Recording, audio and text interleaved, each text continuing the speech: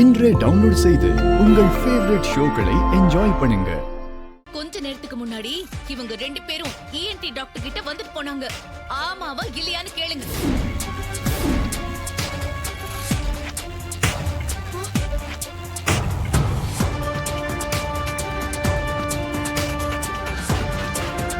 ஐயோ மாட்டிக்கிட்டாலே.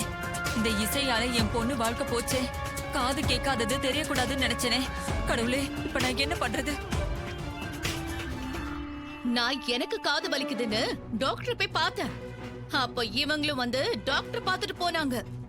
அங்க இருக்கிற நர்ஸ் கிட்ட இவங்களுக்கு என்ன பிரச்சனைன்னு நான் சாதாரணமா கேட்டேன். சுபத்ரா இப்ப கல்யாணத்தை நிறுத்திடுவாங்களே. என் பொண்ணு வாழ்க்கை போச்சா?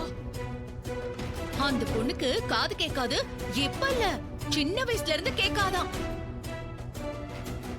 ஏதோ ஒரு விபத்துல இவளுக்கு காது கேட்காம போயிடுச்சான் அப்படின்னு அந்த நர்ஸ் சொன்னாங்க. அவ்வளவுதான், முடிஞ்சது. மூட்டையை கட்ட வேண்டியதா. துரத்த போறாங்க. இனிமே இந்த கல்யாணம் நடந்த மாதிரிதான். என்ன சொல்ற சிந்தாமணி? எனக்கு ஒண்ணுமே புரியல. இருங்க நீ, நான் உங்களுக்கு நிரூபிச்சு காட்டுறேன்.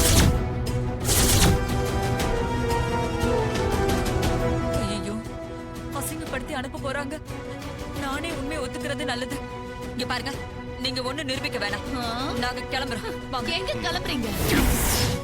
நான் நிரூபிச்சுதான் தீருவேன்.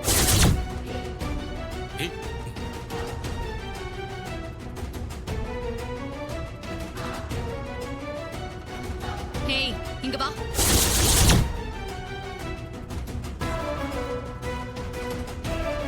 வான்னு சொன்னேன்.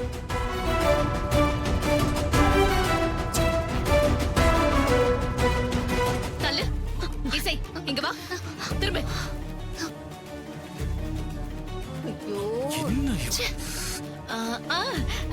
தமிழ்நாடோட முதலமைச்சர் யாரு?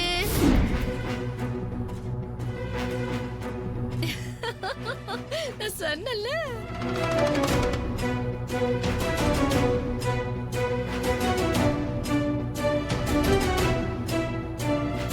கன்ஃபார்ம் இவளுக்கு காது கேட்கல. என்ன கேக்கலையா? தமிழ்நாட்டோட முதலமைச்சர் யாருன்னு கேட்டேன்.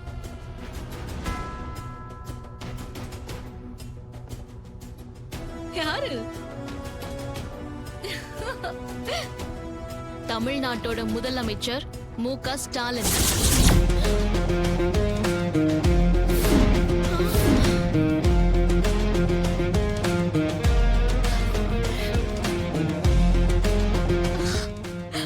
உனக்கு காது கேட்காது தானே? என்னை ஏமாத்தாத.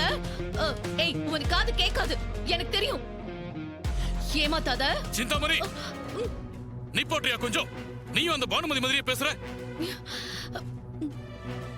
வீட்டுக்கு வந்த மருமகள்களை இப்படியா செக் பண்ணி பாக்குறது?